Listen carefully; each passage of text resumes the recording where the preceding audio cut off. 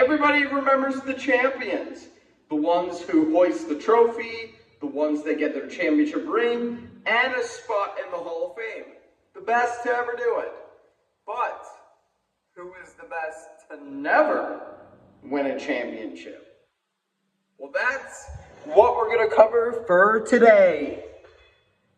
Ladies and gentlemen, I'm Chase the Sports Fan, and I'm here to present the best athletes to never win a championship.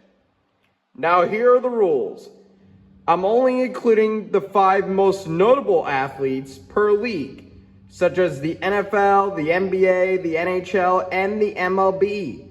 And I'm also not including current athletes that are still playing, because there would be a lot of athletes that would be on this list.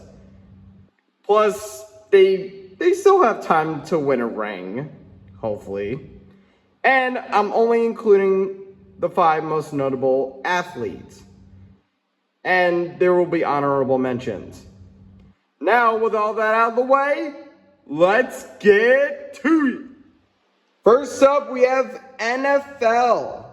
And to start off, we have one of the best running backs in NFL history, Barry Sanders.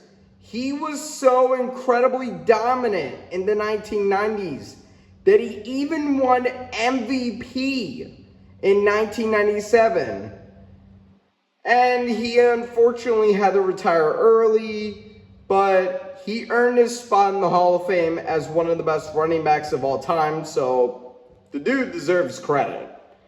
Next up, we have one of the best wide receivers in NFL history, Randy Moss.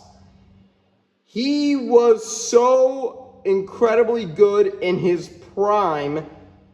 He was on some really good Viking squads and Patriot squads. And he even made the Super Bowl in 2007 with the New England Patriots, but fell just short of completing their perfect season. But Randy Moss is a first ballot Hall of Famer, so you got to give the dude credit for that, because being the best wide receiver behind Jerry Rice is incredible. Next up, we have Dan Marino, the best quarterback to never win a Super Bowl. He put up amazing numbers in his prime with Miami. He made the Super Bowl, but he was no match for Joe Montana's 49ers. But despite he has 0 rings, the dude put up incredible numbers for his time with Miami. And he deserves his spot in the Hall of Fame. Next up, we have Bruce Smith, one of the best defenders in NFL history. I believe he still leads in sacks, or tackles. I could be wrong on that. But he was so unbelievably good that his team went to 4 straight Super Bowls. But as every Buffalo Bills fan knows, they never once brought home the Lombardi. But Bruce Smith, he was on some well-built Bills defenses in the late 80s and the early 90s. And that's just incredible. And we have Tony Gonzalez, one of the best tight ends in NFL history. Known for being a commentator for Thursday Night Football, Tony Gonzalez was an incredible tight end in the 2000s. He never won a ring, but the dude was really good. And he put up really good numbers with the Chiefs and the Falcons, that he has earned the honor of being one of the best tight ends in NFL history. And honorable mentions goes to LaDainian Tomlinson, Dick Butkus, Jim Kelly, Dick Night Train Lane, O.J. Simpson, Bruce Matthews, Calvin Johnson, Anthony Munoz, Derek Thomas, and Terrell Owens. Next up, we have the NBA. To start off, we have Allen Iverson, the answer, who is the most iconic player to ever wear a Sixers jersey. He won league MVP in his prime with Philly. He got them to an NBA Finals, but unfortunately, the Sixers couldn't get Iverson a ring. But he was one of the best players of his era and earned a spot in the Hall of Fame. Next up, we have my boy Patrick Ewing. He was one of the best players in the 90s. But unfortunately, he couldn't win a ring because of Michael Jordan's Bulls. And because he was no match for Hakeem Olajuwon's Rockets. But the dude was just so unbelievably dominant in his era, despite never winning a championship, that he earns credit.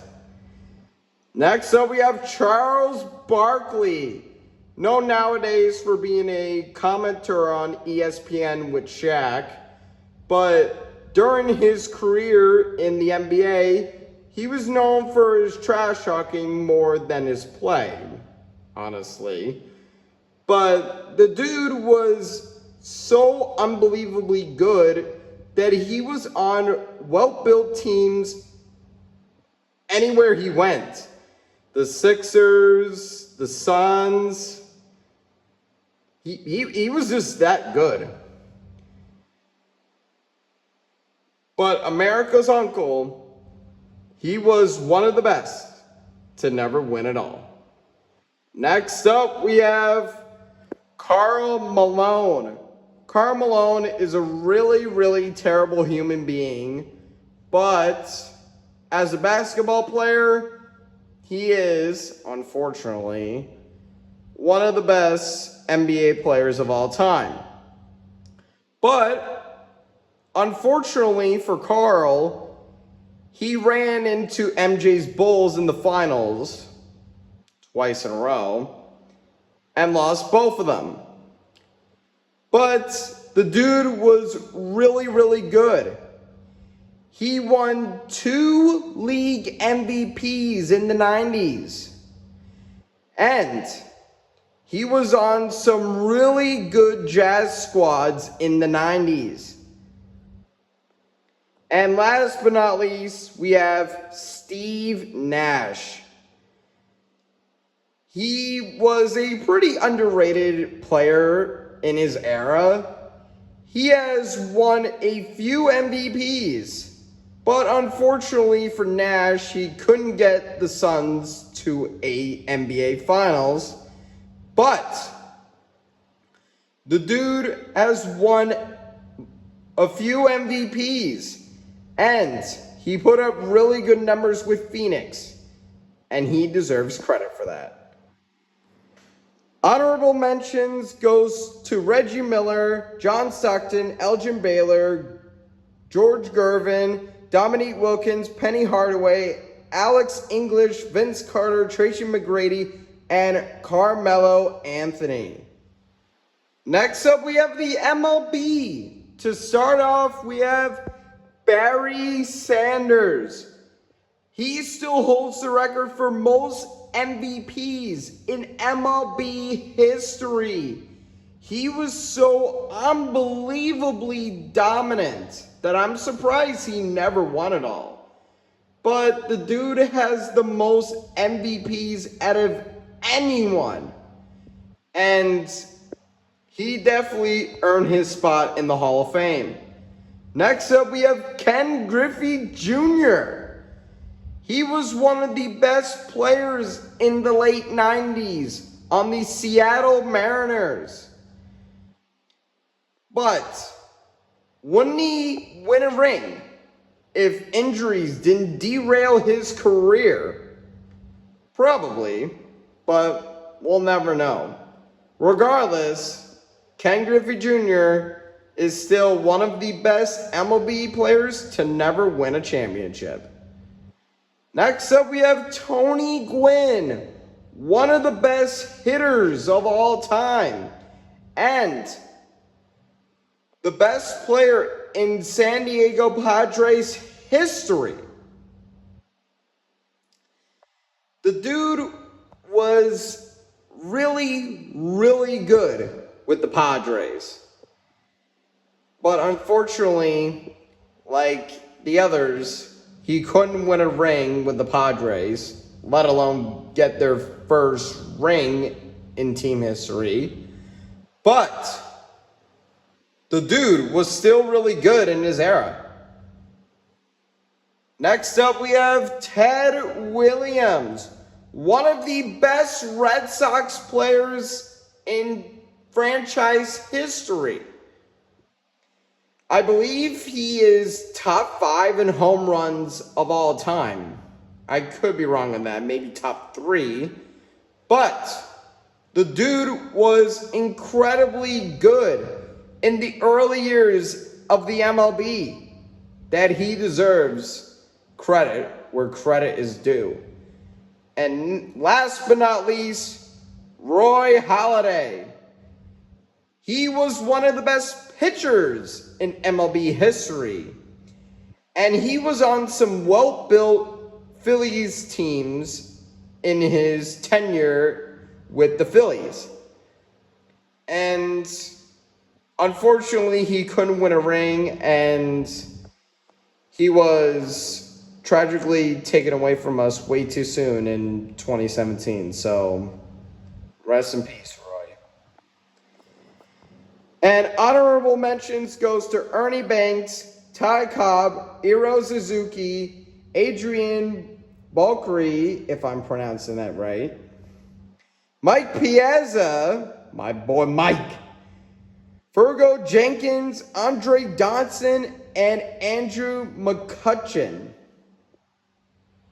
And lastly, we have the NHL. To start off, we have Cam Neely.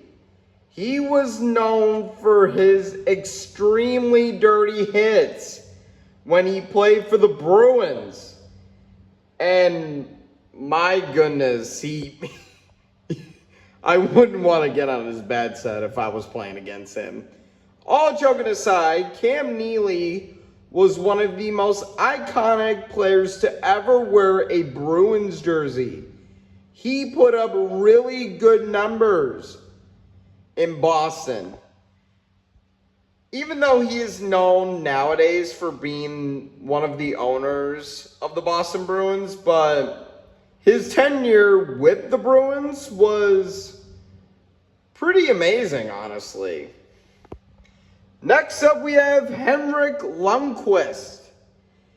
As a person who grew up loving Henrik Lundqvist, I have no idea how this guy didn't win the Stanley Cup. He was on some really good Rangers squads literally his entire career.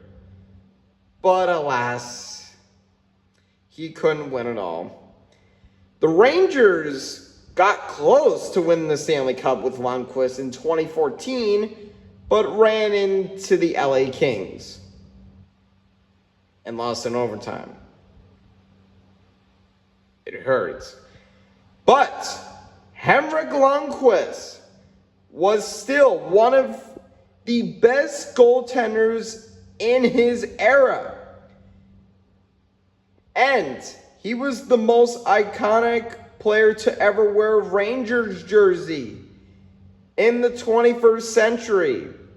And he retired early due to health issues. But the dude will definitely earn his spot in the Hall of Fame for how unbelievably dominant he was with the Rangers. Next up, we have the Sedin brothers, Henrik Sedin and Daniel Sedin. And let's be honest here, these two look so similar. I literally can't tell them apart. Even to this day, I still can't tell them apart. But anyways, these two were so unbelievably dominant in their tenure with the Canucks. They even got them to the 2011 Stanley Cup Finals, but unfortunately couldn't get the job done in Vancouver against Boston. But I believe both of them are like top 3 in all-time goals in team history, but regardless, those two were really, really good in Vancouver. Next up, we have Marcel Dionne. He was one of the best players to ever wear a Kings jersey. And honestly, I didn't grow up watching this guy, but he was pretty good. I checked his stats and wow.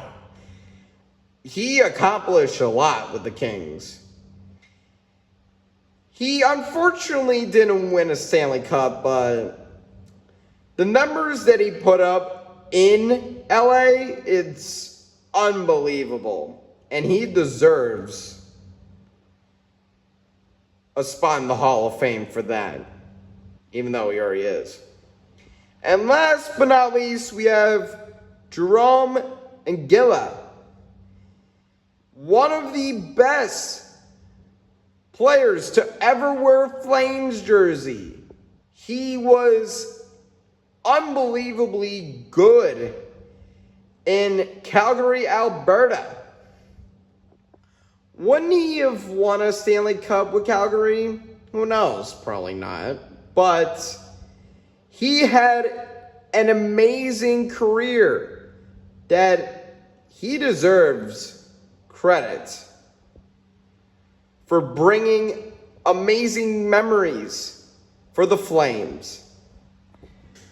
And honorable mentions goes to Dale Hawerchuk, Adam Oates, Matt Sutton, Mike Gardner, Roberto Logano, Carey Price, Curtis Joseph, Pavel Bury, Brad Park, and Sean Burke. I see you Xing out of that video. I know you didn't like and subscribe yet. If you want to see awesome sports content, then please like and subscribe. It helps a lot.